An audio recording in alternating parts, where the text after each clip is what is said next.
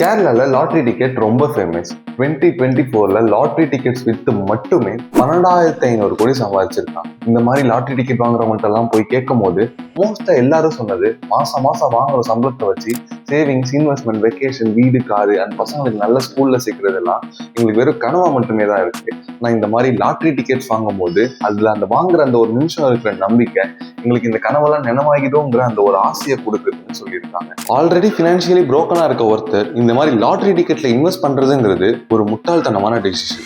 But emotionally யோசிச்சு பார்த்தா அவங்களோட எமோஷன் அங்க ரொம்ப பியூரானது. யாரோ கஷ்டப்பட்டு சம்பாரிச்ச காசை இந்த மாதிரி தேவையில்லாம லூஸ் பண்ணணும்னு நினைக்க மாட்டாங்க.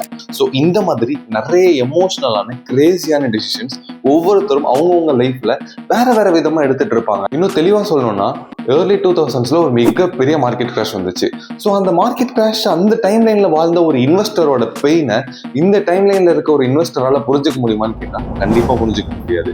அதாவது அவங்களுக்கு அந்த டைம்ல இருந்து அவங்களோட பினான்சியல் லாசஸ் போஸ்ட் கோவிட்ல இன்வெஸ்ட் பண்ண ஆரம்பிச்ச ஒருத்தரால எந்த விதத்திலையும் அவரோட ரிலேட் பண்ணிக்க முடியாது. அந்த டைம்ல அவரோட எமோஷனல் திங்கிங் எப்படி இருந்திருக்கும், அவரோட ஃபேமிலி டிபெண்டன்சிஸ் எப்படி இருந்திருக்கும், அவரோட பினான்சியல் ஸ்டேட்டஸ் எந்த அளவுக்கு அஃபெக்ட் ஆயிருக்குங்கிற அந்த எமோஷனல் திங்கிங் நம்மளால எந்த ஒரு பிளாகாலையும், எந்த ஒரு யூடியூப் வீடியோனாலையும், எந்த ஒரு மார்க்கெட்டிக்கல் ஸ்டாட்ஸ்னாலையும் நம்மளால தெரிஞ்சுக்க முடியாதுங்கிறது ரொம்ப தெளிவா சொல்றாங்க.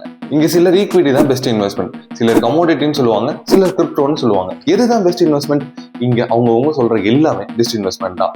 ஒவ்வொருத்தர் வாழ்ற சிச்சுவேஷன், அட்மாஸ்பியர், என்விரான்மெண்ட், அவங்க பினான்சியல் டிபெண்டன்சிஸ், பினான்சியல் ஸ்டேட்டஸ் பொறுத்து அவங்க பினான்சியல் டெசிஷன்ஸ் மாறுங்கிறது ரொம்ப நியாயமானதா இருக்குல்ல. நமக்கு தரமா தோன்ற ஒரு டெசிஷன் இன்னொருத்தவங்களுக்கு கிரேசியா தோணலாம், இன்னொருத்தவங்களுக்கு ரொம்ப தரமா தோன்றது நமக்கு ரொம்ப கிரேசியா தோணலாம். இப்போ ஒரு எக்ஸாம்பிளுக்கு எடுத்துக்கிட்டோம்னா நமக்கு கோல்டுங்கிறது மோர் தென் இன்வெஸ்ட்மெண்ட், அது ரொம்ப எமோஷனலாகவும் ப்ரெஸ்டீஜியஸாகவும் பார்க்குறோம். இந்த எமோஷன் அமெரிக்கன்ஸ்க்கு புரியணும்னு நினைக்கிறது ஒரு முட்டாள்தனமான ஒண்ணு. அந்த அது அவங்களுக்கு புரியவும் புரியாது. அதே மாதிரி வைஸ் வெர்சா டாக்ஸ் நம்ம ஒரு 10,000 இயர்ஸா டொமஸ்டிகேட் பண்ணி வச்சிருக்கோம். ஆனா அது எப்போ எப்படி ரியாக்ட் பண்ணுங்கிறத இப்போ வரைக்கும் நம்மளால பெருசா கெஸ் எல்லாம் பண்ண முடியாது.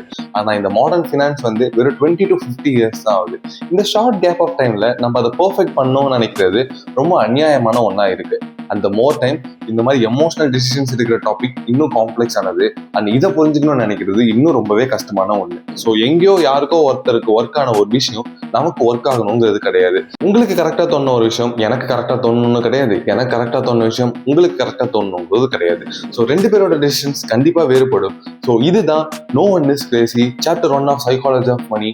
Each day each chapter. இது எபிசோட் 1.